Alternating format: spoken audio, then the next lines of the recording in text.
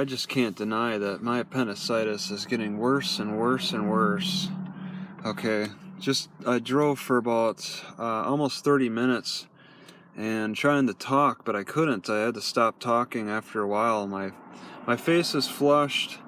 I'm getting dizzy. I get dizzy talking.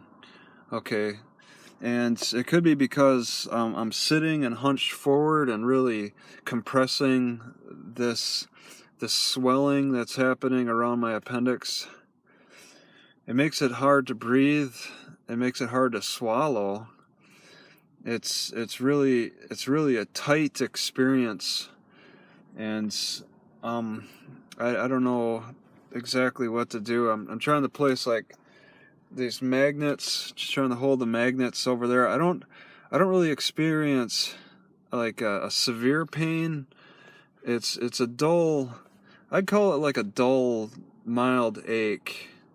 Okay, that affects my breathing. It affects my blood flow in negative ways, and it's not very pleasant. It really limits my motivation to do much of anything. I just want to try to relax as much as I can, but not sit relaxed. I want to walk and try to like get circulation going. I'm a little fearful of like it getting to the point where sepsis is maybe, I may have a perforated appendix. Sepsis may be what's causing my dizziness and my poor blood flow. Okay, I'm flushed, and I had some ginger, but that's not good enough. I just need to try to keep my circulation up, and try to reduce the swelling as much as I can.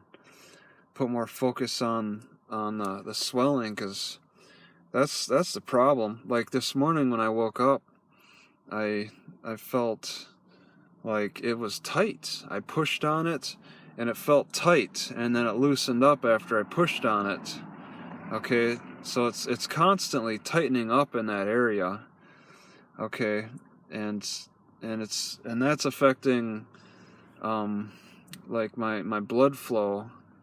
It's weird how that works. Constipation really isn't, maybe a slight constipation, but yeah, circulation is really important. I mean, I kind of have a mild loss of appetite. That probably will get worse. All right, it's a mild loss of appetite. Like I just don't feel like swallowing anything. I feel like I've had enough. All right, I think that's the issue. Yeah, there's a little movement, like something just kicked. It feels like there's too much. There's a stagnation. There's too much. I think in Chinese medicine they would call it like a damp wetness or something like that. Damp cold. It's maybe cold and damp. So I need to dry it and heat it. And I have tried a heat pack, like a couple of months ago, when it really initially started. It didn't seem to do anything, that heat pack. But maybe I'll take another look at the heat pack issue and hope that does something positively again. Maybe now that this problem is more advanced, maybe I could consider that heat pack more seriously. But it doesn't really seem like there's much else I can do about this. It's really just progressing worse and worse and worse.